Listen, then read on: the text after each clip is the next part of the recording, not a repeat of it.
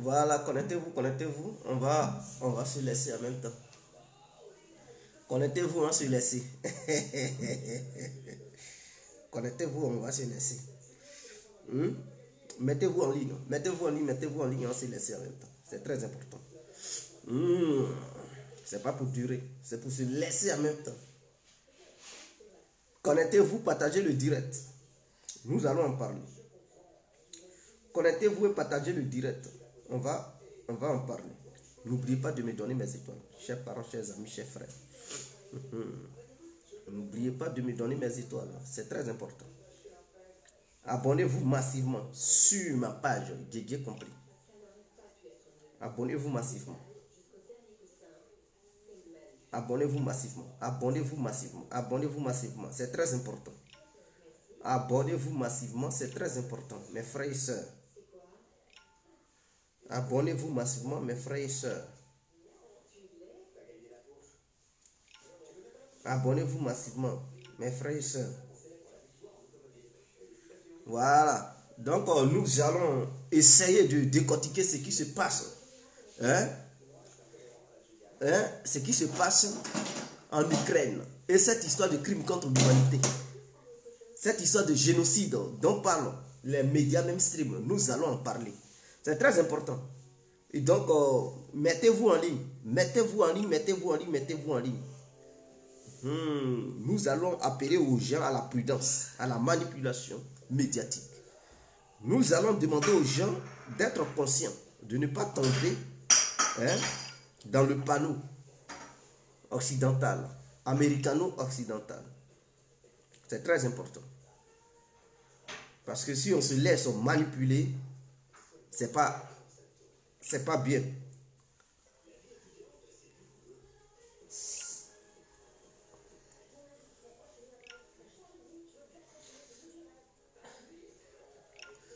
Alors, bonjour à tous et à tous ceux qui ne me connaissent pas. Je suis l'incontournable, Didier Compris tout terrain. L'homme dont on parle, l'homme qui n'a pas froid aux yeux, l'homme qui ne marche pas ses mots. Vous pouvez aussi m'appeler devant la vie. L'homme n'est rien, gouverneur italien, docteur Modon, appelez-moi Boum, laisse-moi mourir 5 plein droit, El Padrino Camari, Désolé, la Moudia. Alors nous voilà à nouveau devant cette caméra pour parler de l'Ukraine. C'est très important, mes frères et sœurs. Nous voilà à nouveau devant cette caméra pour parler de l'Ukraine. Vous constaterez, vous et moi, que ensemble nous avons vu sur les médias mainstream accusant la Russie d'avoir commis un grand génocide au nord de Kiev, c'est-à-dire dans l'Oblast. Quand on dit Oblast, c'est-à-dire la région de Kiev, dans deux villes différentes, appelées Boucha et Irpin. Les médias mainstream vous diront que non, l'armée ukrainienne a libéré ces villes, c'est-à-dire les environs de Kiev. Mais ce que les médias mainstream ne disent pas, c'est qu'ils n'avouent pas que la Russie s'est retirée de sa propre volonté. C'est de ça qu'il s'agit. Parce qu'en brandissant, disant que l'armée ukrainienne a libéré la région de Kiev, c'est comme si l'armée ukrainienne avait chassé l'armée russe. Mais ce qu'ils ne disent pas, c'est que suite aux négociations en Turquie, la Russie a dit clairement qu'elle va réduire ses activités militaires à côté de la capitale, qui est Vienne. À côté de la capitale ukrainienne, qui est Kiev.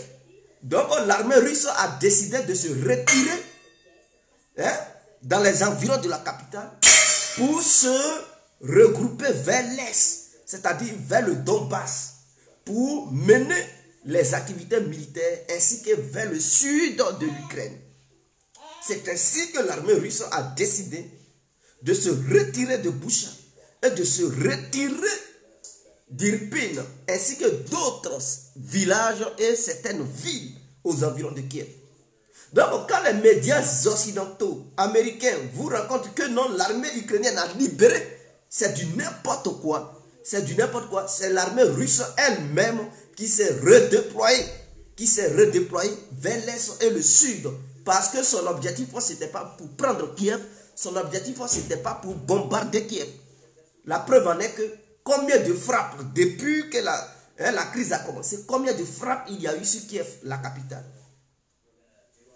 Ils vous montreront des immeubles qui ont été détruits, certaines choses qui ont été détruites, et tout parce que la Russie a ciblé des objectifs au civil. C'est du n'importe quoi.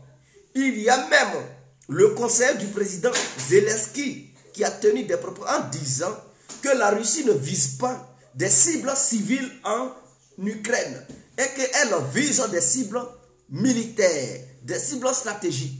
Mais les missiles tombent souvent sur des zones civiles lorsque le bouclier antimissile de l'Ukraine, ils ont des S-5, S-300, ils ont des trucs, des boucs, et ils ont d'autres boucliers que les Occidentaux leur ont donnés. Donc, comme les missiles de croisière russes, quand la Russie lance ses missiles de croisière sur le territoire ukrainien pour viser des cibles militaires, quand les radars des missiles antiaériens de l'Ukraine repèrent tardivement les missiles de croisière de la Fédération de Russie, alors les missiles antiaériens de l'Ukraine, zone habitée, c'est-à-dire le missile de croisière a été envoyé, lui il s'en va sur une zone militaire. Maintenant, au lieu d'abattre ce missile de croisière en dehors des zones habitées par des civils, les Ukrainiens, leur radar repère les missiles pendant que ces missiles sont déjà au-dessus des zones habitées, des zones civiles. Donc les missiles antiaériens ukrainiens abattent ces missiles de croisière. Et donc ce ne sont pas des petits missiles, c'est des gros missiles. On appelle ça les missiles calibre. Ça pèse beaucoup. Donc quand le missile est abattu, lorsqu'il tombe, il y a encore des explosifs. Des explosifs qui n'ont pas encore... Donc quand ça tombe par terre, à terre, ça fait des dégâts. Donc ça s'explose. Donc si ça tombe aussi un immeuble, tous ceux qui sont dans l'immeuble, ils n'ont qu'à dire bye bye. Voici le vrai danger. Si ça tombe auprès d'un immeuble, quand ça fait dégâts, les immeubles qui sont dans les environs, s'il y a un immeuble ici, un immeuble là-bas, un immeuble ici, les voitures qui sont garées, à terre, quand ça tombe, ça s'explose, ça fait boum. Donc les vitres, les voitures, tout prend feu. C'est mou. Donc les civils qui sont dans ces immeubles, beaucoup meurent, beaucoup sont blessés. Et c'est comme ça. Et quand les Occidentaux montrent ça, ils disent, oh, ils tirent sur des civils. Mais pourquoi les Ukrainiens font? Eux, ils ont peur que les missiles tombent sur des zones militaires pour ne pas que ces missiles tuent les militaires. Donc eux, ils préfèrent tuer les civils, ils préfèrent abattre ces missiles dans des zones habitées par des civils. Comme ça, si ça fait des dégâts là-bas, eux, les militaires, ils sont en sécurité, ils n'en ont rien à foutre. Que ce soit les civils qui meurent ou pas. Et ça arrange les militaires. Et je me demande souvent, est-ce que ce n'est pas sciemment qu'ils font? Ils ne font pas ça expressement en abattant ces missiles dans des zones habitées pour pousser le monde entier à détester la Russie, à dire, ah, la Russie bombarde des civils. Et c'est ce message que les Ukrainiens font passer à l'humanité tout entière. Est-ce que vous comprenez? Parce que leur vœu, c'est de pousser le reste du monde à détester la Russie en accusant la Russie de cibler des cibles civiles. Mais on va y arriver tout à l'heure. Donc ça, c'est un premier point. Aujourd'hui, les médias, même stream, ne font que faire des tapages en accusant la Russie d'avoir commis des crimes, même un génocide dans la ville de Boucha et d'Irpin, en disant qu'ils ont découvert des fosses communes où seraient enterrés au moins 300 individus et que sur les rues de la ville de Boucha et d'Irpin, il y a des corps qui jachèrent partout et que c'est dégueulasse et que la Russie a commis un crime contre l'humanité. Le problème pour démentir ces médias, c'est que les Européens et les Américains ont tout fait pour ne pas avoir d'autres sources d'informations. Est-ce que vous comprenez? Parce que depuis le début, ils voulaient porter un tel chapeau contre la Fédération de Russie. Ils ont tout fait. Les chaînes qui pouvaient donner d'autres explications au reste du monde, ils ont bloqué ça. Ils ont dit, RT France, Russia Today et Sputnik n'ont plus le droit d'émettre. Et même ceux qui ne travaillent pas dans les médias, excusez-moi, je tiens à vous rappeler que les journalistes d'RT et de Sputnik, leurs comptes bancaires ont été gelés ici en Europe. Vous ne savez pas. Mais oui, pourtant, ces gens-là qui travaillent pour RT France et Sputnik, ils ne sont pas russes. Ce sont des gens, des citoyens européens. Des gens qui parlent français, des gens qui parlent allemand, des gens qui parlent anglais, des gens, mais ils ont bloqué leur compte bancaire en disant que non, pourquoi ils ont travaillé pour des médias étrangers? Est-ce que vous comprenez? Est-ce que ces médias-là sont des relais du Kremlin? Donc, ils ont bloqué leur compte bancaire. Vous voyez où va la dictature européenne? Mais eux-mêmes, ils ont un média en Afrique. Ils font de la propagande. Qui bloque ces médias? Et qui a eu une fois sanctionné en Afrique les journalistes qui travaillent, les journalistes africains qui travaillent pour RFI, France 24 ou bien je ne sais quoi? Personne. Mais eux, ils se permettent de bloquer même les comptes bancaires de leurs concitoyens parce que ces derniers ont une fois eu à travailler dans leur vie pour un média étranger qui n'est pas un média européen. Or, ce sont ces gens-là qui disent on défend des valeurs, la liberté de l'expression, la liberté des trucs de la presse. Mais ils ne font pas ça. Ce qu'ils disent, ce n'est pas ce qu'ils font. C'est qu'eux, ils avouent au grand jour pour dire c'est la démocratie. Tout ça là, ce n'est pas ce qu'ils font. Donc, dans le début, au lieu d'être impartial, l'Europe, a pris position. Parce que quand tu veux être un négociateur dans quelque chose qui se passe ailleurs, il y a eu une crise. Deux nations s'affrontent. Toi, tu veux trouver une solution. Tu ne vas pas trouver la solution en tant que belligérant. Tu vas trouver la solution en tant que quelqu'un qui est neutre, qui veut écouter les deux parties et proposer une solution. Maintenant, eux, ils prennent le parti et ils veulent négocier. Ça ne peut pas marcher. C'est-à-dire, ils condamnent déjà la Russie, ils fournissent des armes et des soldats à l'État ukrainien et ils disent, bon, on va négocier pour trouver la paix. Ils ne peuvent pas trouver la paix dans ce sens. Il faut des nations qui n'ont pas pris position, qui n'ont pas fourni d'armes pour pouvoir trouver la paix. Ou bien des nations qui fournissaient des armes au début, mais qui ont décidé d'arrêter de continuer de fournir des armes et redevenir des nations neutres entre les deux belligérants pour pouvoir trouver une issue politique et diplomatique. Ce n'est pas ce que l'Europe fait. Dès le début, l'Europe a censuré tous les médias russes. Même leurs concitoyens qui parlaient à bien de la Russie, ils ont désactivé tous leurs comptes. Donc quand tu es en Europe ici, tu n'as aucune information positive venant de la Russie. Tous ceux qui s'expriment, qui sont libres de parler, mais il y a d'autres même qui lancent des appels pour qu'on assassine les concitoyens russes, les citoyens russes qui vivent en Europe. Eux là, leurs médias ne sont pas censurés. Mais si tu fais l'erreur de déraper pour parler des trucs, tout de suite, pour parler à bien de la Russie, ils vont tout de suite te bloquer. Vous m'avez vu, je ne faisais pas de vidéo dans ces temps-ci. Ouais, j'avais été censuré. J'avais été censuré. Donc, c'est ce qui est là.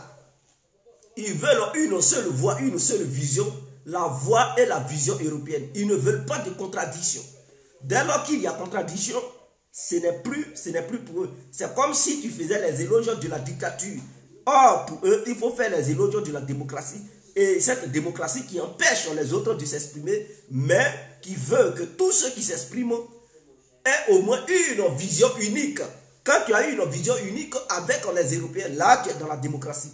Mais quand tu as une vision divergente, alors tu deviens un élément à abattre. Un élément dangereux. Et ça, c'est inadmissible pour des États qui se font appeler des États démocrates. Où est-ce que je veux en venir? Ils vous ont montré des images atroces à travers France 24, à travers CNews, à travers RFI même a parlé de ça, Euronews, et j'en passe. RTL, en disant que la Russie a commis un grand génocide dans l'oblast de Kiev, c'est-à-dire à Boucha et à Irpin. Et ils montrent des corps qui sont sur la route, dans les rues, en disant que ce sont les soldats russes qui les ont tués. Mais qu'est-ce qui prouve que ces gens-là ont été tués d'abord par les soldats russes? Voici la question. Qu'est-ce qui prouve que ces morts viennent du côté de la Russie? Puisqu'il y a aussi des vidéos sur Twitter qui montrent que les militaires russes, les militaires ukrainiens, policiers ukrainiens, attachaient des civils au poteau et les déshabillent nus. Est-ce que vous comprenez? Ils les déshabillaient nus en disant que ces gens-là ont volé des baguettes de pain, des canettes, des trucs de bière. Or, en Ukraine, il fait froid. Au moins 8 degrés, 5 degrés. À Tia, il y a la neige. Mais cela ne les empêchait pas de déshabiller les gens. Je dis, hein?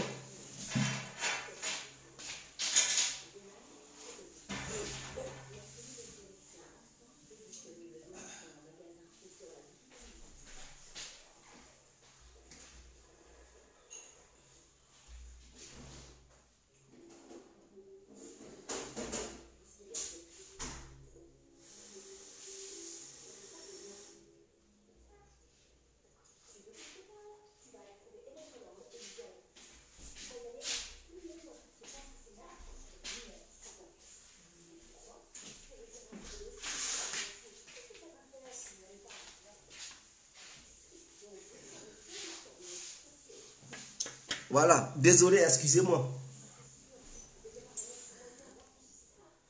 Donc, rien ne prouve que ce qu'ils montrent, ces images, viennent du côté de la Russie. Rien ne prouve que ce ne sont pas les soldats russes. Non, rien ne prouve que ce sont les soldats russes qui ont commis ces massacres. Même si c'était les soldats russes. Atia, ne vous fiez pas à la propagande. Parce qu'on sait qu'en Ukraine, il y a eu une loi martiale qui a été votée là-bas. La loi martiale dit, et c'est clair, quiconque à partir de 18 à 60 ans doit prendre les armes. Ou bien vous n'avez pas encore appris ça. C'est-à-dire, en Ukraine, les Occidentaux ont accepté que le gouvernement ukrainien donne des armes aux civils, ceux qui ne sont pas militaires. Et les gouvernements occidentaux encouragent les civils ukrainiens à prendre les armes pour combattre la Russie. Les soldats russes sont les envahisseurs. C'est comme ça qu'ils les appellent.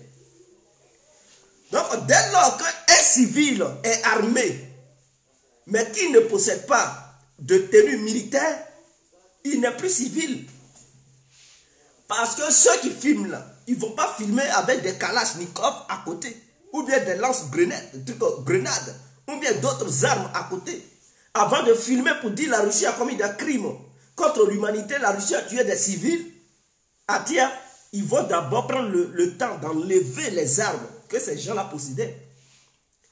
Parce qu'ils sont en civil. Maintenant, s'ils filment et qu'il n'y a pas d'armes à côté, le monde entier va croire à ce qu'ils disent en disant que non, ils ont tué des civils. Mais on sait qu'il n'y a pas de civils en Ukraine. Il n'y a aucun civil en Ukraine. Militaires comme civils, eux tous, ils ont des armes. Ils ont des armes. Mais là même les femmes qui n'ont pas d'armes, qui ne veulent pas partir, elles font des cocktails Molotov. C'est-à-dire quoi? Elles fabriquent, elles prennent des bouteilles cassables, elles mettent du carburant. Hein? Elles mettent des morceaux de paille ou bien de tissu. Et quand les chars russes passent, elles allument ça, elles jettent ça sur les chars russes et puis ça prend feu. Mais de tels agissements, si c'est toi, tu es militaire, tu es dans un char, des civils prennent de l'essence, qu'ils mettent dans des bouteilles avec des mèches, ils allument ça pour brûler votre char. Pendant que vous êtes nombreux dans le char, imaginons vous êtes 5 personnes, ils vous brûlent vifs. Ceux-là, ils sont civils. Mais vous devez vous défendre. Quelqu'un a un cocktail Molotov, il veut brûler votre véhicule. Sachant bel et bien que c'est un civil. Mais dès lors qu'il prend un tel truc, il devient quelqu'un armé. Tu dois te défendre. Donc, ce qui reste à faire, c'est de la battre. De tels agissements, on ne peut pas appeler ça des civils. Mais en Ukraine, on sait qu'il n'y a pas de civils. Tous les Ukrainiens sont armés jusqu'aux dents. En commençant par les femmes, jusqu'aux vieillards. Et il y a des miliciens là-bas qui ne sont pas non plus en tenue militaire. Il y a des miliciens qui quittent partout dans le monde. Il y a des Mexicains, il y a des Américains, les Brésiliens. Il y a même les Japonais. Au Moyen-Orient, on ne compte pas, c'est-à-dire les Arabes. Ils sont gnards, même en Europe ici. Et ceux-là, ils ne portent pas de tenue militaire. Beaucoup parmi eux portent des tenues militaires, beaucoup parmi eux portent des tenues civiles. Mais ceux-là, si ils sont morts sur le champ de bataille, ils vont dire que ce sont des civils. Est-ce que vous comprenez? S'ils sont morts sur le champ de bataille, ils vont dire qu'ils sont des civils. Voici le vrai danger. Et donc, ceux qui vous montrent comme des civils, ce ne sont pas des vieux. Ce sont des gens qui sont des jeunes. Or, on sait qu'à travers cette loi martiale, mise en place par Vladimir Zelensky, cette loi martiale dit, et c'est clair, quiconque à partir de 18 à 60 ans doit prendre les armes, devient un soldat automatique. Ce qui fait que la Russie qui a envoyé une armée de 170 000 personnes retrouve en face d'elle une armée de 15 millions d'individus. Est-ce que vous comprenez? Une armée de 15 millions d'individus qui se battent en Ukraine. Mais si l'armée russe n'était pas puissante, il y a longtemps, elle aura déjà pris du recul. 170 000 hommes contre 15 millions d'individus. Parce que tous les civils ont été armés. Tous les civils, à partir de 18 à 60 ans, on leur a donné des armes de guerre. Donc un civil qui prend arme, est-ce qu'il va encore se dire civil? C'est qu'il fait confiance. Il fait confiance à ses gnagnes, à ses coucougnettes. Voilà pourquoi il prend les armes. Mais si tu te dis que tu es civil, tu fais quoi où on se bat? Tu fais quoi dans la rue? Tu es civil, tu cherches quoi dans la rue? Il y a guerre. Tu te dis que tu es civil, tu fous quoi dans la rue? Reste à la maison. Au moins si on t'a tué à la maison, on peut dire, ah, ils ont combien? Mais il y a ils sont dans les rues. Ils cherchaient quoi dans ces rues-là? Qu'est-ce qu'ils foutaient là-bas? Est-ce que c'est les places? Quand c'est mou là, on se cache. Quand c'est mou, et puis c'est chaud là, on se cache, on ne va pas dans les rues. Mais lorsque tu vas dans la rue, tu es considéré comme un espion ou un participant à la guerre. Il y a des civils qui font qu'on tue aussi des militaires. Par exemple, si le civil, il ne porte rien, mais c'est un militaire déguisé. Il est en civil, il s'en va faire un repéro. Il s'en va regarder la position ennemie. Et après, il se retire, il dit, ah, ils sont dans tel endroit, diriger l'artillerie là-bas. Et des civils qui vont pousser des militaires à massacrer d'autres. À dire, quand c'est comme ça, tu n'es plus civil. Tu es participant. Donc, en temps de guerre, là, le civil doit aussi prendre conscience. Pour dire, je suis civil, je dois savoir où aller et où ne pas aller. Parce qu'il y a tellement d'espions, on ne peut pas faire la guerre sans espions. C'est pas en Afrique là-bas, où les gens ils font... Non. Vraie guerre là, on ne peut pas faire ça sans espions. Une vraie guerre, il doit avoir des drones espions pour montrer la position ennemie. Il doit avoir aussi des civils ou des militaires qui se déguisent, des services de renseignement, qui se déguisent en civils. On peut même prendre des enfants de 15 ans, des jeunes filles, des vieilles femmes même. On peut même prendre des jeunes, on dit allez-y. Comme vous êtes un enfant par exemple, ils ont 12 ans. On dit, tu fais comme si tu passes, il faut repérer là où ils sont. Ils ne vont rien te faire parce que tu es un jeune. Et après tu viens, tu fais tout pour nous rejoindre, pour nous donner leur position. On va les allumer. Bon, toi, la vieille, ils ne vont pas savoir, voilà, tiens ça, on te donne temps, tu t'en vas là-bas, ils vont penser que tu es une vieille ou bien un vieux. Il faut tout faire, il faut repérer leur position. Tu nous donnes leur position, on va les enflammer. Ah, toi, jeune fille, bon, quand ils vont te voir, ils seront séduits. Ils ne vont même pas te faire quoi que ce soit. Tu nous fais tout bien, tu essaies de les séduire et tu vois leur matériel qu'ils possèdent. Ensuite, tu reviens, tu nous fais signe pour nous dire ce qu'ils ont comme matériel. Mais ces jeunes filles-là, ce sont souvent des policiers, ce sont des militaires qui connaissent les différentes armes. Et qui viennent faire les rapports. Mais un tel truc, événement, quand ils voient un civil dorénavant, mais le civil il devient un cible. Donc les civils doivent connaître leur place. Le civil doit savoir qu'il est civil. Il ne va pas là où on tire. Le civil, quand ça tire, il court, il se cherche. Mais les civils qui vont où c'est chaud, et puis on les retrouve dans les rues, de là où ça tire, c'est qu'il n'est plus civil. Sachant bel et bien que dans ce pays, il y a eu une loi martiale qui autorise les civils à combattre les Russes.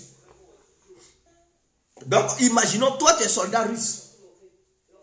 Tu viens dans un pays, on te dit, ce pays où tu es venu là, tous les civils sont armés dorénavant.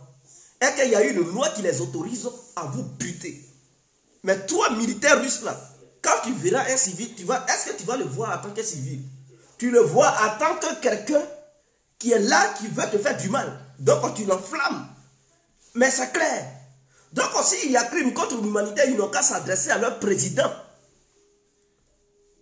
Qu'ils s'adressent à leur président. Pourquoi en Côte d'Ivoire, en 2010, quand il y a eu la crise au poste électoral, ils ont accusé Laurent Gbagbo d'avoir utilisé des miliciens ou bien des civils pour faire la guerre. Mais si par malheur Laurent Gbagbo tenait un discours officiel disant que tous les Ivoiriens qui le soutiennent n'ont qu'à prendre les armes pour combattre les forces pro-Ouattara, mais il n'allait pas ressortir de la CPI. Parce qu'ils allaient dire que non, il envoyait des gens à l'abattoir. Il a utilisé des miliciens, il a utilisé des gens qui ne sont pas entraînés militairement pour leur donner la mort. Donc il a commis des crimes contre l'humanité. Mais quand c'est en Ukraine, où le président lui-même, il prend un décret, il signe une loi martiale nationale en disant que tout citoyen ayant à partir de 18 à 60 ans n'a pas le droit de quitter le pays et qu'ils doivent aller au front. Et il y a, c'est-à-dire des gardes frontières qui surveillent les frontières ukrainiennes pour contrôler, pour ne pas que ceux qui ont 18 ou à 60 ans sortent du pays. Tu peux sortir du pays si tu as 15 ans. Tu peux sortir du pays si tu as 17 ans. Tu peux sortir du pays si tu as 70 ans. Mais entre 60, 61, 65, tu ne peux pas sortir du pays. Et c'est contrôlé. Et ils donnent des armes à ceux-là pour aller combattre. Maintenant, il y a une boucherie dans des villes, c'est-à-dire des gens qui sont morts. On dit non, c'est la faute aux Russes. Mais pourquoi ils n'accusent pas le président ukrainien? Imaginons que c'était un président africain qui donnait un tel ordre à ses concitoyens de prendre les armes pour combattre. Mais qu'est-ce que la CPI allait dire? La CPI allait dire que ce président a commis des crimes contre l'humanité parce que ce président s'est permis d'envoyer des citoyens à la guerre, à armer des civils qui ne savent pas manipuler les armes. Mais c'est clair. Et ils allaient démontrer que non, pour être militaire ou bien un corps habillé, il faut un certain nombre de mois de formation. Et que ce président a donné un ordre où les citoyens ont pris des armes qui n'avaient pas encore acquis cette formation militaire. Et donc pour ça, ils allaient le poursuivre pour crime contre l'humanité. C'est clair. Est-ce que la CPI, ils n'ont pas essayé de voir si Laurent Gbagbo avait donné des ordres aux citoyens ivoiriens à prendre les armes? Est-ce qu'ils n'ont pas cherché à démontrer que Blé Goudé avait donné des ordres aux citoyens ivoiriens à prendre des armes? Mais quand ils ont écouté, ils ont dit, ah, tous les ordres que Blé Goudé a donnés, c'était des ordres pour des manifestations à main nue. Il n'y a eu à aucun moment où il a donné un ordre pour demander aux concitoyens de prendre les armes pour aller combattre. C'est ça qui a sauvé sa peau. Ils ont essayé de voir si Laurent Gbagbo, dans cette déclaration, il avait une fois demandé aux citoyens ivoiriens de prendre les armes pour combattre. Comme ils n'ont pas vu un tel lien, c'est ce qui a sauvé sa peau. Mais en Europe, quand les mêmes événements se passent là-bas. Non, ils n'accusent pas le président. Parce qu'ils font alliance. Ils sont alliés avec ce dernier. Donc, ils vont accuser le camp d'en face d'avoir commis ces crimes. Mais eux-mêmes, ils ne disent pas que ce sont eux-mêmes qui ont armé ces civils. Les armes qui vont en Ukraine par milliers, des milliers de cargaisons qu'ils envoient en Ukraine. Et ils disent ça officiellement. Nous allons combattre les Russes jusqu'au dernier Ukrainien. C'est ce qu'ils disent ici en Europe. Et qu'on va armer la population. Mais dès lors que vous tapez la poitrine et vous êtes aussi fiers d'armer la population pour tuer des Russes sur le territoire ukrainien, et que cette population meurt, mais apprenez-vous à vous-même, mais vous n'allez pas rester là pour accuser la Russie.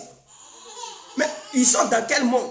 Vous ne pouvez pas armer des civils à tuer des soldats et puis les soldats ils vont dire bon, nous on vient pour une mission spéciale, on vise que des sites militaires, on vise que ceux qui sont des radicaux. Mais en face d'eux, lorsqu'ils viennent, ils voient qu'il y a une population qui est armée à des calages, des lance-roquettes, des lance-trucs, je ne sais pas, pour abattre des hélicoptères. Mais quand c'est comme ça, la mission change. Donc tous ceux qui sont armés, qui sont en face de toi, deviennent des cibles potentielles. Donc il ne faudrait pas que l'Europe s'apprenne à la Russie, que l'Europe s'apprenne à elle-même et s'apprenne aussi aux dirigeants ukrainiens. Parce que si ce massacre a eu lieu, c'est parce qu'ils ont accepté que la population ukrainienne s'arme. Et ce sont eux-mêmes qui ont fourni les armes. Ce sont eux-mêmes qui forment cette population. Hein. Ils ont des cas, Biden même a reconnu. Il a dit qu'ils ont des cas de formation en Pologne où ils forment la population ukrainienne. Et il y a d'autres, il y a l'un de leurs camps qui a été bombardé vers Lviv, non loin de la frontière polonaise à 20 km, où ce camp a été frappé. Il y avait des mercenaires, il y avait des civils ukrainiens qui se faisaient former là-bas. Mais après la formation, souvent on ne leur donne même pas de tenue militaire. Ils sont habillés en civil, ils prennent les armes, ils s'en vont au combat. Quand leur camp a été frappé, vous n'avez pas vu des témoignages. Il y a eu des citoyens français qui étaient là-bas, des citoyens brésiliens, il y a eu d'autres Mexicains, il y a même eu des Américains. D'autres ont couru, ils se sont retournés en Europe. D'autres ont décidé de se retourner aux États-Unis. Parce que la frappe, l'attaque du camp a été très violente. Il y a eu 200 morts ce jour-là. Ils ont vu cette attaque, ils ont dit non, non, non. On ne pensait pas que c'était une guerre de telle ampleur. Nous, on ne peut pas. On a cru que c'était une guerre du Moyen-Orient.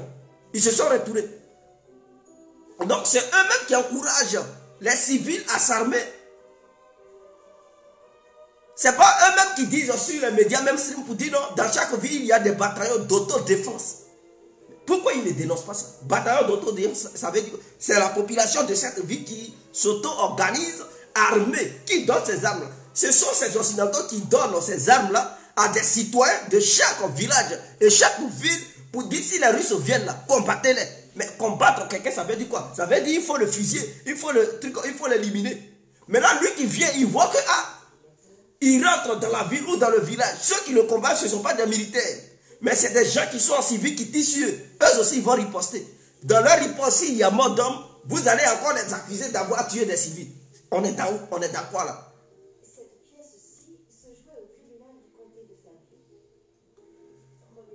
On est dans quoi? Et ils font de la propagande. L'objectif final des Occidentaux, c'est de mettre tous les pays du monde à dos contre la Russie. C'est-à-dire ils veulent pousser les pays du monde à détester la Russie. Pour dire que la Russie tue des civils. Comme ça, les États du monde entier vont se révolter. Ça, c'est le piège. Et puisque la Russie ne peut pas s'exprimer médiatiquement parlant, parce que les médias qui parlent anglais, les citoyens qui parlent anglais, qui parlent français, qui parlent, bon, l'allemand c'est un peu limité, mais qui parlent l'espagnol et tout, ils ne peuvent pas avoir d'informations que les informations occidentales. Puisque les informations qui allaient quitter du côté de la Russie, ces informations ont été bloquées sur Google, sur YouTube, sur Facebook et souvent sur Twitter. Est-ce que vous comprenez? Donc ils ont bloqué les différentes chaînes russes qui pouvaient s'exprimer en espagnol, en français, en anglais, en allemand. et dans d'autres langues occidentales et américaines, c'est-à-dire Amérique du Nord, ils ont bloqué ces chaînes-là. Donc, du coup, les chaînes qui s'expriment, qui ne sont pas encore, sont des chaînes qui parlent en russe, la langue russe. Pourtant, le reste du monde ne comprend pas la russe, le russe. Donc, les citoyens africains qui sont là-bas, les présidents africains, eux, ils ne comprennent pas la langue russe. Qu'est-ce qu'ils vont faire? Ils vont suivre la langue européenne. Espagnol, portugais, français, anglais, allemand. Et donc, quand ils vont suivre ça, ils vont dire, attends, les Russes, ils sont des démons. Ils vont croire. Et ça, c'est de la manipulation parce que les Européens n'ont pas permis la concurrence de la liberté d'expression parce qu'ils savaient que s'ils laissaient la liberté de l'expression, les peuples du monde allaient comprendre leur manigance et beaucoup de gouvernements allaient comprendre que les Européens faisaient attendre parce qu'ils allaient comparer les informations. Mais ils ont vite compris que non, il ne faut pas laisser le reste du monde à s'informer ailleurs qu'en Occident. Et donc voilà, ça fait que beaucoup de présidents africains vont tomber dans le panneau parce que les Européens, c'est quoi? Leur objectif, c'est de pousser l'Afrique à détester la Russie. C'est de pousser l'Afrique à détester la Russie. C'est de pousser les citoyens africains à détester les Russes. Il n'y a pas si longtemps, les États-Unis ont demandé aux Africains de faire très attention envers les Russes et qu'ils devraient combattre les Russes. Est-ce que vous comprenez l'idéologie qui est derrière? Ils doivent combattre les Russes. Donc, on défait l'Afrique de la Russie pour que l'Afrique devienne une proie facile. En disant qu'on ne veut pas des Russes sur notre territoire, on ne veut plus coopérer avec la Russie. Ça veut dire qu'ils réussissent leur coup à interdire à la Russie de commercer avec le continent européen, mais aussi avec le continent africain. Ce qui va affaiblir la Russie économiquement parlant. Parce que dès lors que la Russie ne peut plus commercer avec le continent européen et le continent africain, ça fait deux continents sur la planète Terre qui ne vont plus coopérer avec la Russie. Et les Européens, ils vont profiter de ça pour coopérer avec ce continent africain, piller toutes ses ressources et empêcher la Russie de devenir une grande puissance mondiale. Et ils pourront faire de l'Afrique ce qu'ils ont toujours fait, c'est-à-dire l'esclavage, l'impérialisme, tout ce qu'ils veulent. Puisqu'il n'y aura plus de lien entre la Russie et les Africains, donc la Russie ne peut plus prendre l'engagement d'aller défendre certains États africains qui seront sous la colère des États occidentaux. Voilà le danger. Donc ils font tout ça pour pousser leurs dirigeants à haïr la Fédération de Russie. C'est ça le véritable problème. C'est ça le débat. Mais beaucoup n'ont pas compris. Beaucoup n'ont pas compris. Beaucoup n'ont pas compris et ils suivent bêtement la propagande occidentale. Je pense que beaucoup croient en ça. Beaucoup croient en ça. Et eux-mêmes, ces Européens vous diront qu'il n'y a pas de combattants européens sur le territoire ukrainien. Et que ce sont les Ukrainiens seuls qui mènent la guerre. C'est du n'importe quoi. Moi, j'ai des vidéos où je vois des soldats américains. Le drapeau américain, sur le truc, ils parlent anglais et ils mettent le drapeau ukrainien ici. Ils sont sur le champ de bataille en train de mener la guerre. Et ils disent non, ce sont des volontaires. Détrompez-vous, ils ne sont en aucun cas des volontaires. Ce sont des soldats de l'OTAN qu'ils ont envoyés. Vous pensez que l'Ukraine, qui fait frontière avec les pays occidentaux, dont les occidentaux détestent les Russes, ils sont gamés même à fragiliser la Russie. Ils sont déterminés à détruire l'État russe à travers des sanctions. Ils envoient des armes de guerre occidentales. Mais ces armes de guerre-là, les Ukrainiens, ils ne sont pas manipulés. Ils sont en guerre. Ce n'est pas pendant qu'ils sont en guerre, ils vont leur apprendre à manipuler les armes. Sinon, les Russes vont avancer vite. Donc, ces armes de guerre-là, quand ils envoient ça, il faudrait que les gens les utilisent.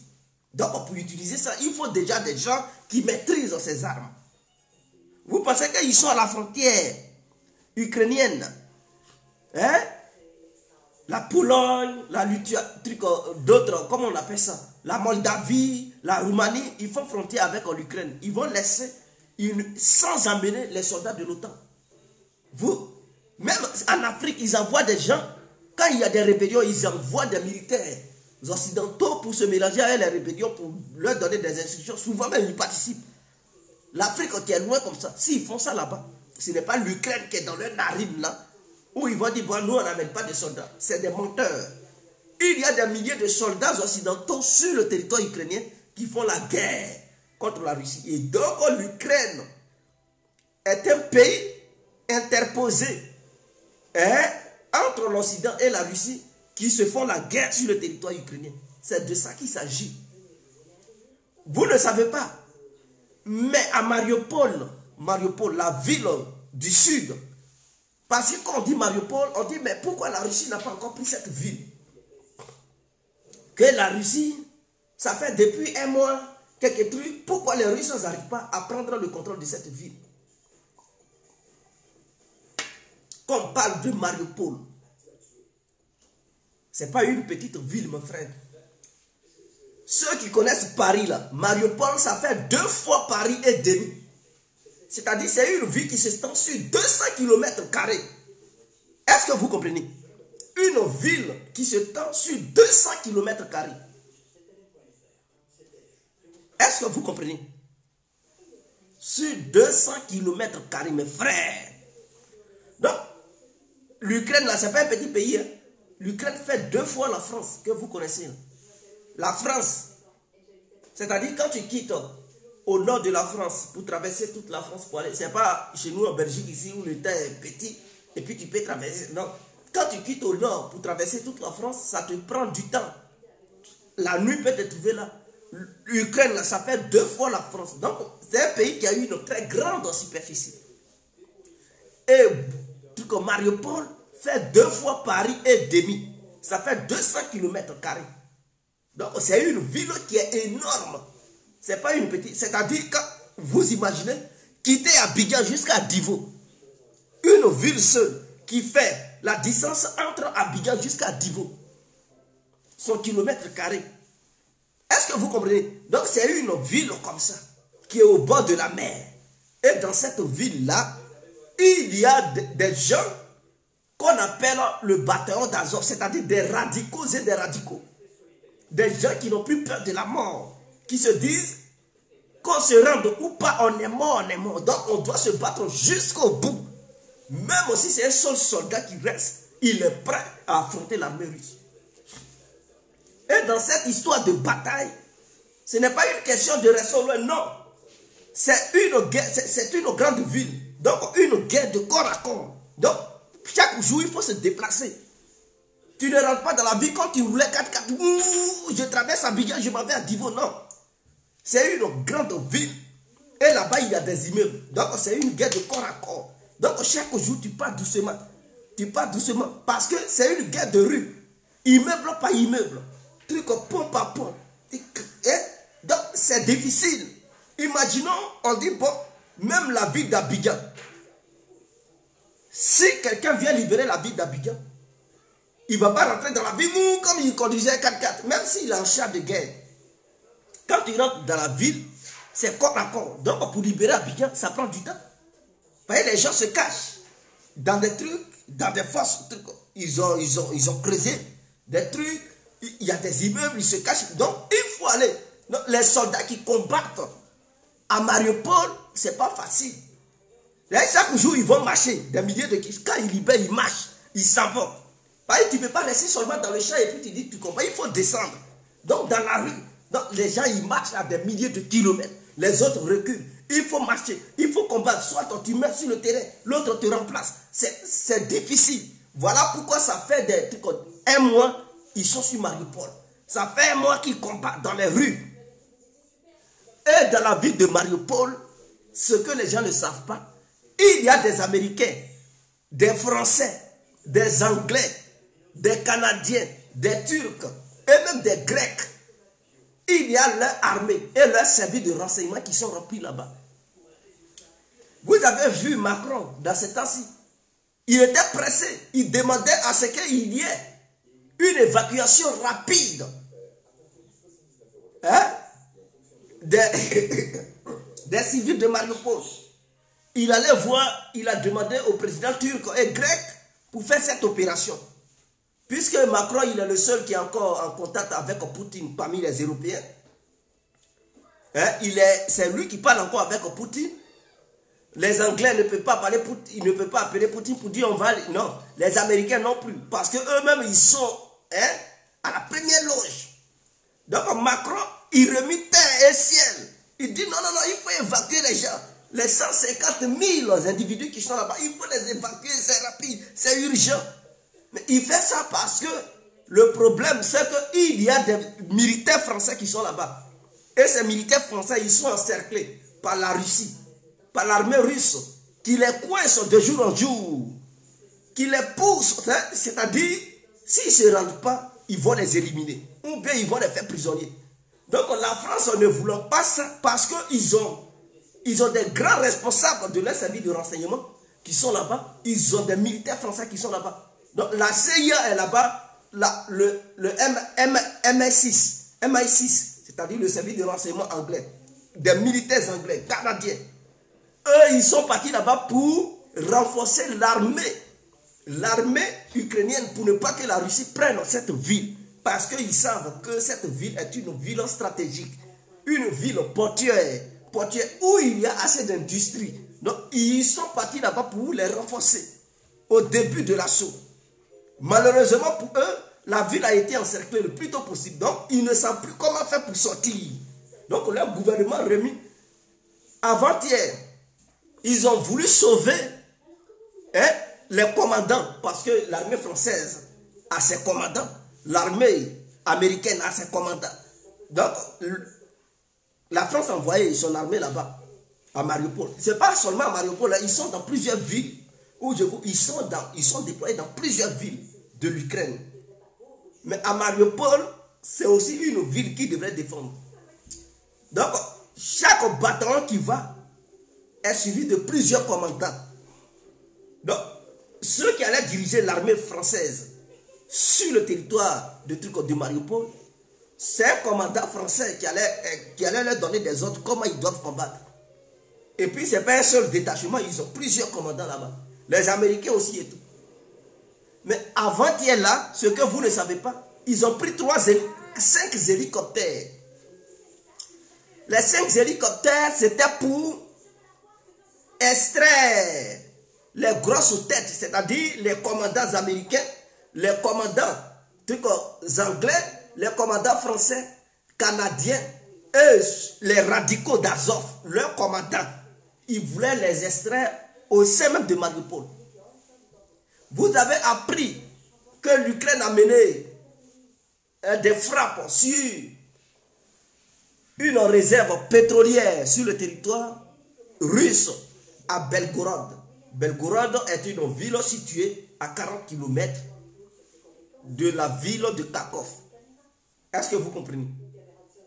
Dans la ville de Kharkov. Cette opération qui a été menée, ce sont des MiG-24 ukrainiens. Bon, vous savez que l'Ukraine et la Russie ont à peu près les mêmes appareils. Hein? Ils ont à peu près les mêmes hélicoptères, les mêmes avions. Ça peut être MiG-29 ukrainien, MiG-29 russe, MiG-24 ukrainien, MiG-24...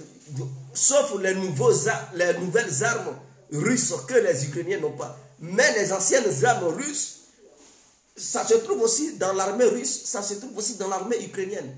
Donc c'est difficile, bon, même si chaque appareil a sa signature, il se peut que dès le début des opérations, il y a eu des hélicoptères russes qui ont été abattus.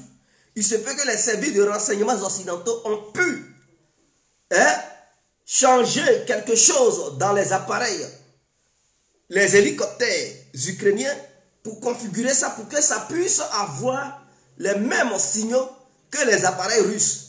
Et donc, un MiG-24 ukrainien qui quitte l'Ukraine pour aller sur le territoire russe, peut-être ils ont dû, les Russes, puisque si le radar dit, bon, c'est un appareil ami.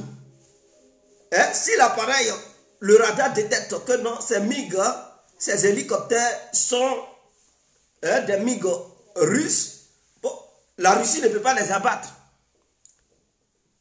Et dans ça, les MiG peuvent opérer, frapper et revenir. Et après, ils vont dire, non, non, non, ces avions ne nous appartenaient pas, ça appartenait aux ennemis. Ils vont dire, ah, mais on a cru que la signature radar, c'était la même chose.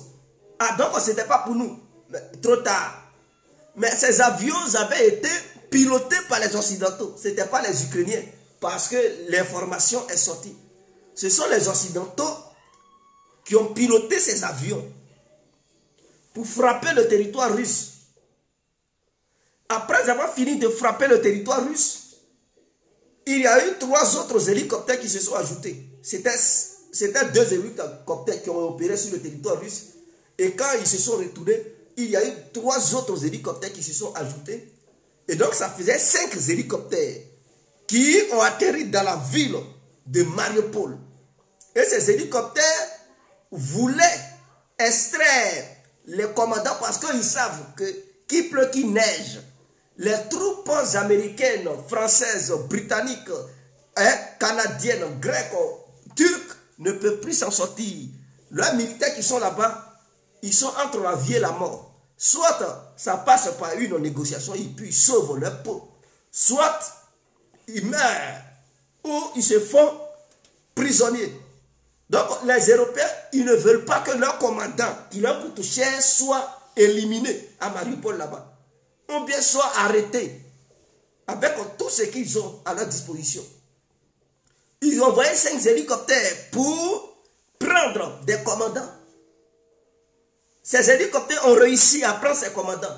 Mais le retour, en voulant sortir de la ville, les Russes ont abattu 3 hélicoptères. Et ils ont empêché 2 autres de continuer leur travail. Ils ont abattu 3. Ces 3-là ont été détruits. Les 2 autres ont été endommagés. Et ceux qui étaient là-bas, c'est-à-dire les passagers qui y transportaient, ils les ont arrêtés. Et dans ces passagers-là, il y a des hauts gradés de l'armée européenne. Quand je dis armée européenne, vous devez comprendre qu'il y a des Britanniques, des Français, des trucs, des Américains, des Turcs, des Grecs, sans compter les Allemands et tout ce que vous pouvez imaginer. Donc quand ils ont endommagé les 2 autres, les 3 autres ont été bombardés et donc du coup anéantis. Tous ceux qui étaient là-bas, ils ont perdu la vie sur place. Il y avait des hauts gradés. Maintenant les 2 autres hélicoptères, ils ont endommagé ça et donc ça ne pouvait plus voler loin. Et du coup, ils étaient obligés de descendre. S'ils ne voulaient pas mourir en l'air ou bien que ça prenne le feu, ils ont descendu leurs appareils et ils ont été attrapés. C'est là, ceux qui ont été arrêtés ont dit qu'à Mariupol là-bas, il y a beaucoup de trucs de militaires et de hauts gradés occidentaux qui sont là-bas, qui combattent à côté du mouvement d'Azov. C'est là les Russes ont su qu'à Mariupol, il y avait les trucs. Donc, les appels de Macron n'ont pas été respectés automatiquement. La Russie a su que donc Macron, il remuait terre et ciel à vouloir évacuer les trucs, les civils qui sont là-bas. Mais en réalité, il voulait évacuer les militaires français, les militaires britanniques et tout, pour dire, enlevez vos vêtements militaires. Faites comme si vous étiez des civils, vous viviez là-bas, et que la guerre vous a trouvé là-bas. Donc, vous étiez... vous faites partie des trucs des civils. Quand la Russie a su ça, elle a dit donc, on va contrôler.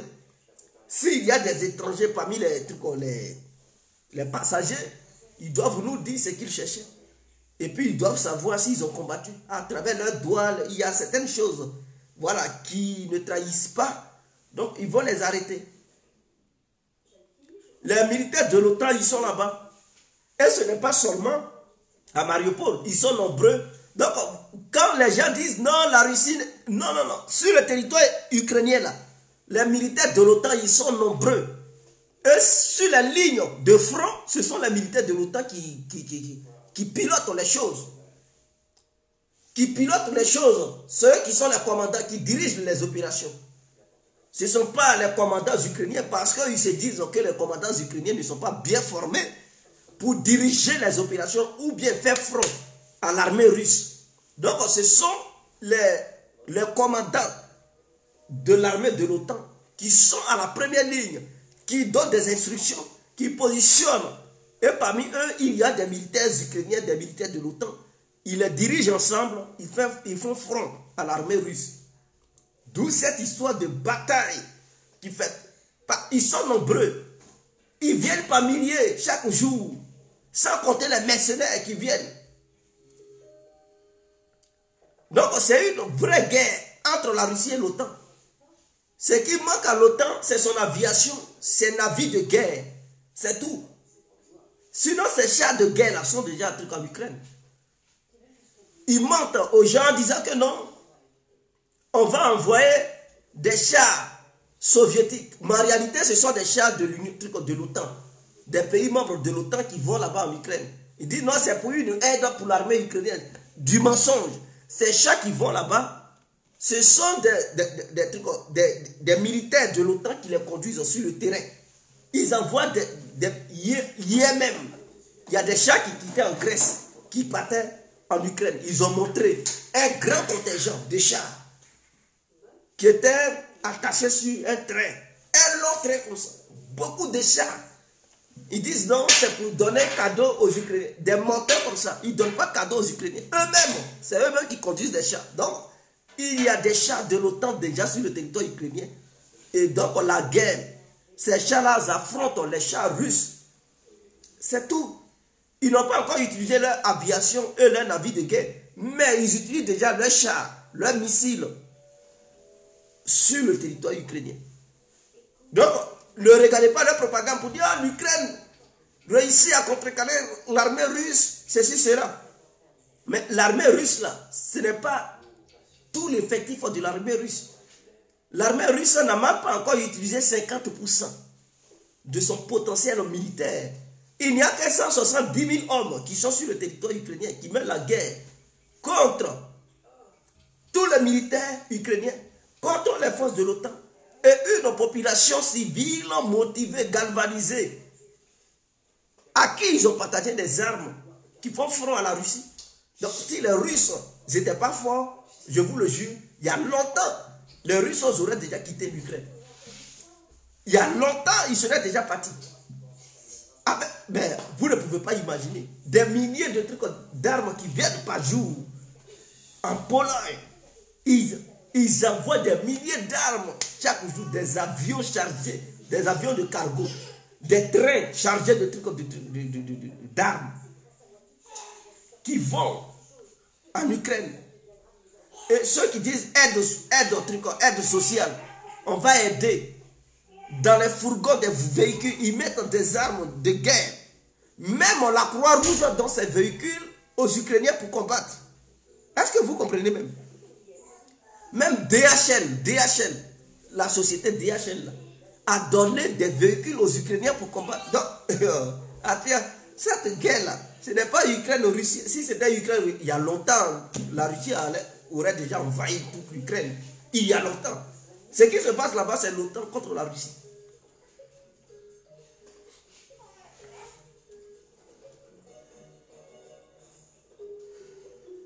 Il y a longtemps, la Russie aurait déjà envahi l'Ukraine.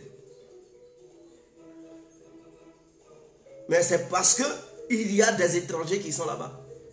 Des armes Stinger, tout ça là, vous pensez que ce sont les soldats ukrainiens qui utilisent? Non, ce sont des soldats de trucs occidentaux qui utilisent ces armes.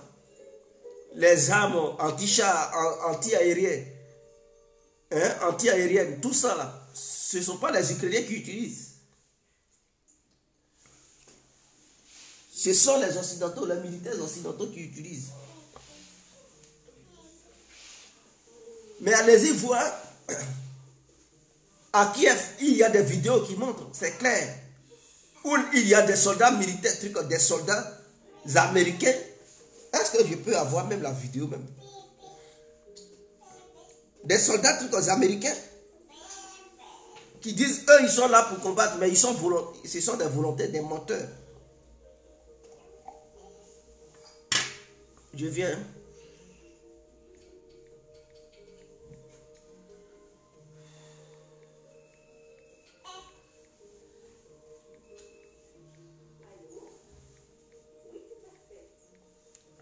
Je viens.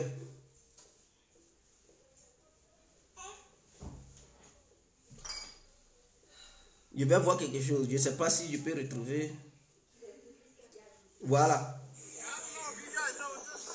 Voilà les soldats américains qui sont là-bas.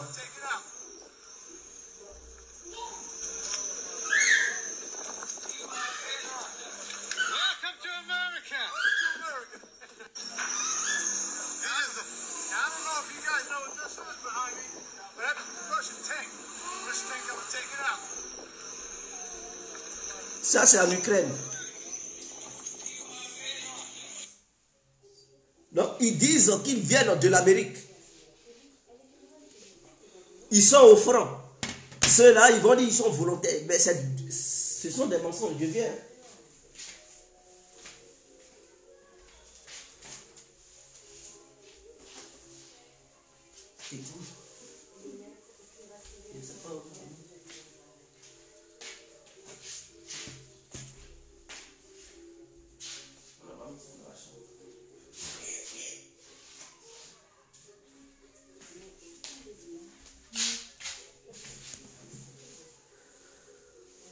Mais il y a encore d'autres vidéos. Il y a encore d'autres vidéos.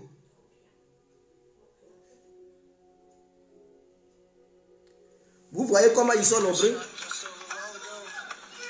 Tous ceux-là, ce sont des soldats américains.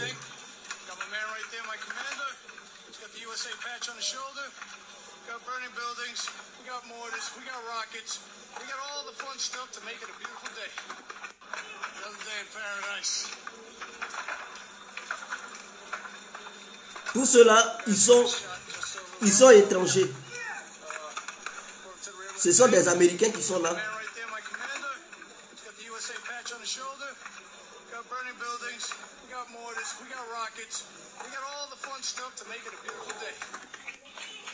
Alors,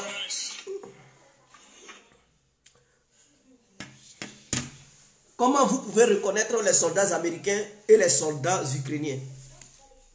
Il y a d'autres qui vous diront que les soldats qui portent des banderoles, un truc bleu, hein, au niveau de leur truc, ce sont des soldats de trucs. Ils vont leur donner autre nom pour dire que ce sont des soldats ukrainiens. Non. Tous ceux qui portent des trucs bleus, hein, là, sur leurs bras, ce sont des soldats étrangers de l'OTAN. Maintenant, ceux qui portent le truc, les banderoles jaunes, ce sont des soldats ukrainiens. C'est comme ça qu'ils s'identifient. Donc, les différents fronts où c'est chaud là, ce sont ceux qui portent les brassards bleus là, qui vont là-bas. Maintenant, les zones où c'est moins chaud, ce sont ceux qui portent les brassards jaunes qui vont là-bas. Donc, les brassards bleus, ce sont les soldats de l'OTAN. Donc, n'importe quelle vidéo que vous verrez en Ukraine, où vous verrez des soldats porter des trucs bleus, ce sont des soldats de l'OTAN. Donc, ceux qui vous font comprendre que non, il n'y a pas de soldats de l'OTAN en Ukraine, c'est du mensonge. Donc, ce qui se passe là-bas, quand il dit non, l'Ukraine résiste, c'est du n'importe quoi. L'Ukraine résiste parce que les Occidentaux combattent les Russes sur le territoire ukrainien. Est-ce que vous comprenez? Donc, ils sont nombreux. Ils sont nombreux et ils sont là-bas. Il y a même des Français, des soldats français qui sont là-bas.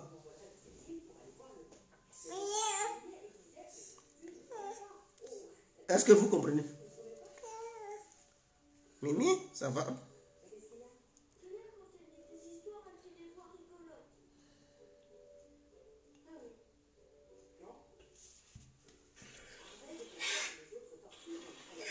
Voilà un autre truc. Lui, ils vont dire non, c'est un volontaire. Non, c'est lui là, il a été identifié en tant que soldat français.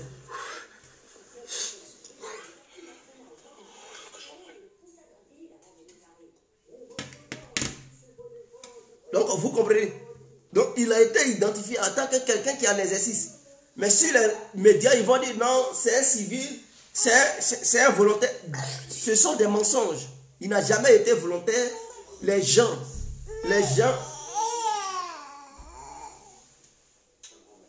ont démontré qu'il est en exercice en France là-bas. Donc, vous comprenez?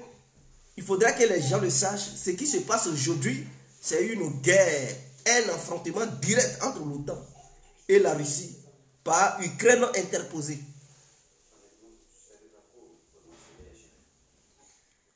Donc vous comprenez, si la Russie n'était pas forte, or la Russie n'a pas encore déployé tous ses arsenaux. Est-ce que vous comprenez? Les nouveaux chars russes ne sont même pas encore entrés en guerre. Les T-14, Armada, les robots, les Terminators, les chars russes robotisés ne sont même pas encore entrés en guerre en Ukraine. Donc, ce qu'ils envoient là-bas, ce sont des vieux matos, des anciens chars de l'Union soviétique qu'ils envoient là-bas. Leurs nouveaux chars qu'ils ont fabriqués, là, ils n'ont même pas encore envoyé ça là-bas. Ils n'ont même pas encore envoyé ça là-bas. Or, les Occidentaux, ils envoient leur matos de dernière génération en Ukraine pour combattre. Mais malgré ça, ils ne prennent pas de l'avantage. Malgré ça, la Russie continue à prendre des villes. Donc, au nord de Kiev, les villes où les Ukrainiens ont repris, ce sont les Russes qui se sont retirés. Eux-mêmes, ils ont dit ça la fois passée, pour dire qu'ils vont assouplir leur activité militaire pour regrouper ça du côté de l'Ouest. L'objectif principal, parce que l'objectif principal, c'était de sécuriser le Donbass. Mais ils ne pouvaient pas sécuriser le Donbass si le potentiel militaire ukrainien était toujours là.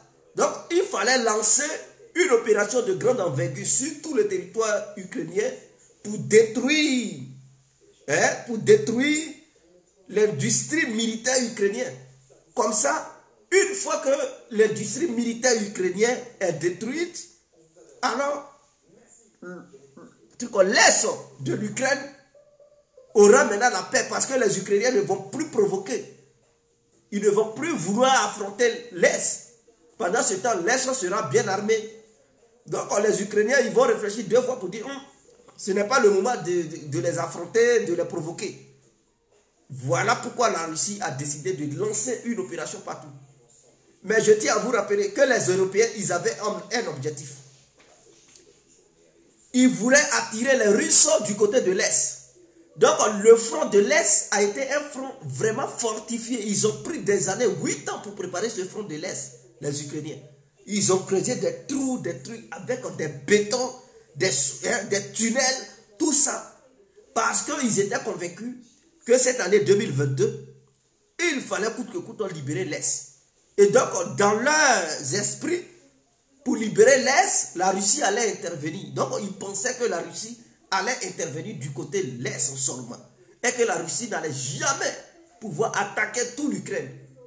Et donc ils ont bien préparé le front de l'Est vers la République de Lugansk et de Donetsk. Ils ont bien fortifié ce front. Et ils ont envoyé plusieurs matériels de guerre. Ils ont envoyé beaucoup d'armes anti-aériennes. Parce que pour eux, les Russes allaient intervenir là-bas. Et il fallait empêcher l'aviation russe d'opérer librement vers l'est de l'Ukraine. Mais la Russie n'est pas bête. Les Russes ont compris que les Européens voulaient les entraîner vers le front de l'Est uniquement. Et donc, s'ils partaient combattre vers le front de l'Est uniquement, ça n'allait pas aboutir parce que ceux qui allaient être au premier front, c'était les soldats de l'OTAN qui avaient déjà tout préparé pour anéantir la Russie là-bas et empêcher la Russie de prendre le contrôle du Donbass. Donc les Russes ont dit, bon, comme c'est comme ça, ils avaient déjà des informations disant que l'Ukraine préparait l'attaque en mars 2022. Ils ont dit, bon, ils ont informé les Occidentaux, les Américains. Eux, ils ont fait comme si ils ne comprenaient rien. Ils ont bouché leurs oreilles, ils foutaient-nous le camp, on n'en a rien à foutre. Ils disent, ah, on a eu une information, on sait que l'Ukraine prépare une attaque de grande envergure pour libérer l'Est. Mais si l'Ukraine le fait, on sera obligé de riposter. Les Occidentaux ont dit, donc, ils voyaient que l'activité ukrainienne se multipliait. Maintenant, les attaques sur les 2 républiques se multipliaient. Avec les informations que la Russie avait à travers les laboratoires du fils de Joe Biden, ils fabriquaient des virus et ensuite utilisaient ces virus pour laguer ça sur le territoire russe à travers des petits drones pour provoquer une maladie. Donc, ils avaient déjà aussi ces informations. Donc, c'était des laboratoires de guerre militaire offensive. Donc, les Russes ont fait comprendre ça aux autres. Les Occidentaux ne voulaient rien savoir. Ils ont bouché les oreilles. Ils disent, oh, foutez-nous le camp. On n'en a rien à foutre. Il n'y a pas de truc en laboratoire ici. Ça y est là-bas, mais eux, ils nient la présence de ces laboratoires. Donc, comment tu peux négocier avec quelqu'un que tu sais qu'il a fait la chose? Tu lui dis, ce que tu fais, je sais. Et puis il dit, moi-même, je n'ai pas ça. Ce sont des mensonges, ce que tu rencontres. Et les médias font la propagande pour dire non, les Russes accusent les Américains sans aucune preuve. Les Américains eux-mêmes, ils avouent. Quand ils finissent d'avouer, Victoria Nuland et tout, quand elle avoue, les gens, ah, mais c'est un laboratoire, bon, ce sont des laboratoires hein, pour la recherche médicale, ceci, cela. Donc au début, ils disaient que ça n'existait pas. Quand ils les entendent, ils disent non, c'est une recherche. Les Russes disent non, non, non, c'est pas une recherche médicale. C'est une recherche hein, militaire offensive. Et que voici ce qu'ils préparaient. Ils disent ah, les Russes mentent. Ils ont montré les preuves. Ils disent oh, ça c'est la propagande russe. Ça, ils ne veulent rien savoir. Ils savent qu'on les a attrapés, la main dans le sac, mais ils refusent toujours de reconnaître leur tort. Or, il y a des lois internationales qui ont été votées pour dire qu'il ne faut pas faire ces genres de laboratoires partout dans le monde. C'est interdit, mais eux, ils le font. Des laboratoires militaires offensifs. Est-ce que vous comprenez? Donc, la Russie a dit, bon, quand tu es avec ton adversaire, est-ce que tu sais que Poutine a dit, quand tu es avec un adversaire, est-ce que tu utilises tous les moyens pour lui faire comprendre que bagarrer n'est pas bien, mais que ton adversaire ne veut rien savoir, et qu'à un moment donné, tu vois que la bataille ou le combat est inévitable, il faut frapper le premier. Il ne faut pas laisser ton adversaire te surprendre. Toi, il faut agir le premier parce que tu as utilisé tout ce que tu pouvais utiliser pour empêcher la bataille. Mais tu vois qu'il ne veut rien savoir et il est prêt, coûte que coûte, il a décidé d'aller au front contre toi. Voyant cela, tu sais que les négociations ne peuvent plus rien faire. Tu sais que là où tu es là, tu ne peux pas éviter ce conflit. Tu ne peux pas éviter cette bataille. Donc, qu'est-ce que tu dois faire? Il faut être le premier à frapper. Poutine dit la rue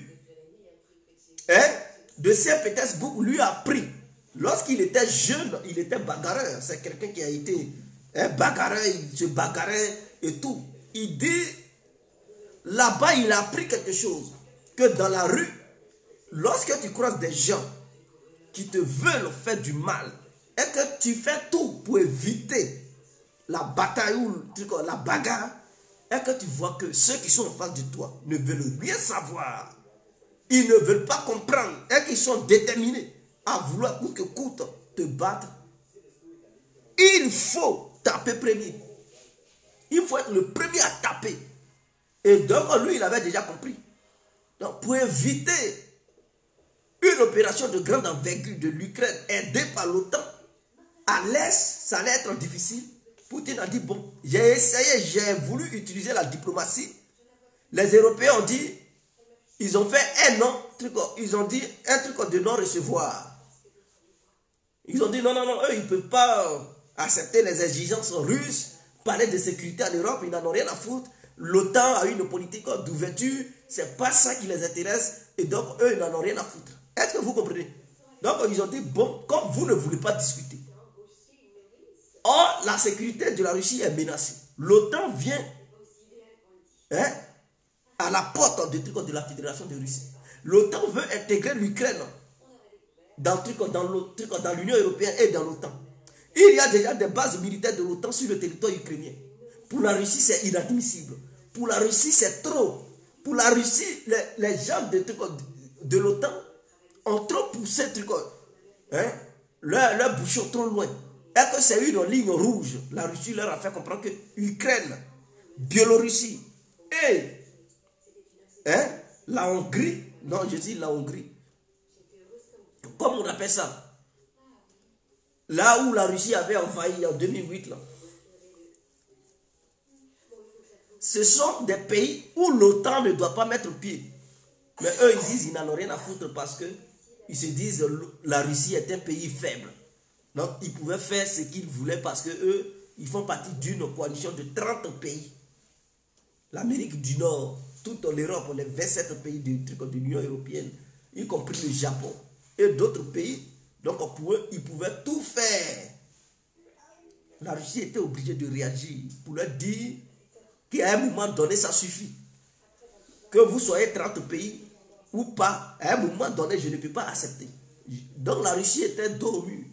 Voilà pourquoi la Russie a lancé une opération de grande envergure en attaquant de l'autre côté vers Kiev, où les Ukrainiens ne s'attendaient pas à ça. Ils se disaient que le combat allait se passer vers l'Est. Mais le fait de voir la Russie frapper vers Kiev, frapper vers le Sud, frapper vers l'Est, ils ont été surpris. Donc, ils se sont dit, mais, parce que ça, c'est l'art de la guerre. Et ça va être étudié par les Occidentaux dans les années à venir. Regardez seulement. Parce que les Occidentaux, leur calcul, ils n'avaient pas fait ça comme ça. Ils pensaient que ça allait se dérouler vers l'Est. Mais quand la Russie a lancé une opération avec 170 000 hommes, en attaquant toute l'Ukraine en même temps, ils n'ont rien compris. Ils se sont dit, mais comment ça? La Russie réussit à attaquer tout un pays de 45 millions, plus grand que la France, 2 fois la France, avec 170 000 militaires. Vraiment du jamais vu. Parce que la France, elle est incapable de le faire. La France est incapable de le faire. L'Amérique ne peut pas le faire. L'Amérique ne peut pas le faire. L'Amérique a toujours attaqué des pays faibles. Hein? L'Irak, la Libye. Et elle n'a jamais été seule d'abord dans ses attaques. Elle a été toujours accompagnée par ses amis alliés. Soit par une coalition de l'OTAN, mais se décider seul pour attaquer un pays comme ça, comme en Ukraine. Je vous le jure. Les Occidentaux, les différents pays qu'ils ont attaqués, c'est parce qu'il n'y avait pas d'autres pays qui aidaient ces pays à combattre les Occidentaux. Voilà pourquoi ils ont gagné ces guerres. Quand ils avaient attaqué l'Irak, imaginons que la Russie s'opposait et envoyait des instructeurs, donnait des armes massivement à Saddam Hussein et donnait tout ce qu'il fallait pour combattre les Américains. Ça allait être très difficile aux Américains d'arrêter Saddam Hussein.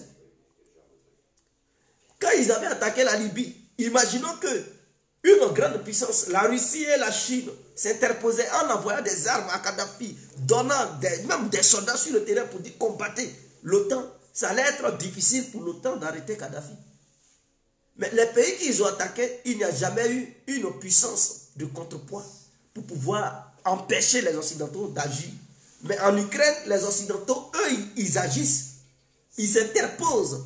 C'est ça la différence entre eux, les attaques qu'ils ont menées dans les autres pays et l'attaque que la Russie mène, elle seule. Est-ce que vous comprenez? Donc, voici la vérité. Donc, ne pensez pas que la puissance militaire américaine. Non, non, non. L'Amérique n'a jamais attaqué un pays comme l'Ukraine, militairement puissant.